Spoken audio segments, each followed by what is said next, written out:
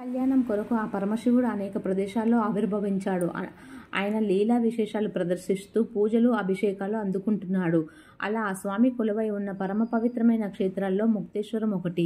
ఎంతో ప్రాచీనమైన క్షేత్రంగా విరజిల్లుతున్న అయినవిల్లికి 1 కిలోమీటర్ సమీపంలో ఈ క్షేత్రం అలరారుతుంది. ఇక్కడ స్వామి ముక్తేశ్వరుడు పేరుతో పూజలు అందుకుంటూ ఉన్నాడు.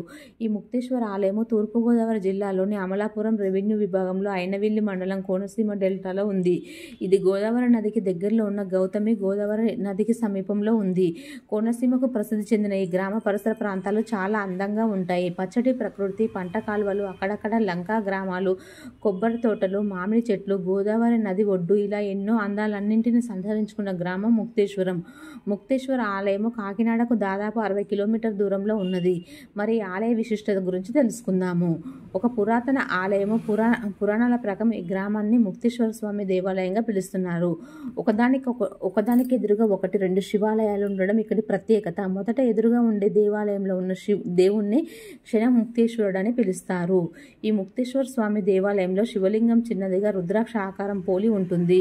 ప్రసిద్ధి చెందిన శివుని ఆలయాల్లో శ్రీ ముక్తికంఠ ముక్తేశ్వర స్వామి ఆలయము ఒకటి. రామాయణ ప్రకారము, స్థల పురాణ ప్రకారము శ్రీరాముడు వనవాస సమయంలో శ్రీలంక నుండి పుష్పక విమానంలో ఈ ప్రదేశం చేరుకోగానే అక్కడ ప్రకాశించే శివలింగం ఒకటి చూశాడు. వెంటనే ఆ శివలింగానికి పూజలు చేసి ఆ పరమశివుడు అక్కడే కొలువై ఉండాలని కోరగా శ్రీరాముడు భక్తికి ఆ పరమశివుడు ఇక్కడే కొలువైనాడని చెప్తారు. అయితే ఈ క్షేత్రంలోని ముక్తేశ్వరుడి శ్రీరాముడి కాలానికంటే ముందే నుంచే కొలువై ఉన్నాడని ఆధ్యాత్మిక గ్రంథాలు చెప్తున్నాయి. శ్రీరామచంద్రుడు కూడా ఈ స్వామిని సేవించాడని అంటారు. శ్రీరాముడు ప్రార్థించిన వెంటనే స్వామి క్షణకాలంలో ప్రత్యక్షమై వరాన్ని ప్రసాదించాడట. అందువల్ల ఇక్కడ స్వామివారిని క్షణముక్తేశ్వరుడు అనే పేరుతో భక్తులు పిలుచుకుంటారు. దర్శన మాత్రం చేతనే స్వామి ముక్తి ప్రసాదిస్తాడు కనుక సోమవారాల్లోనూ విశేషమైన పర్వదినాల్లోనూ ఈ క్షేత్ర దర్శనం చేస్తే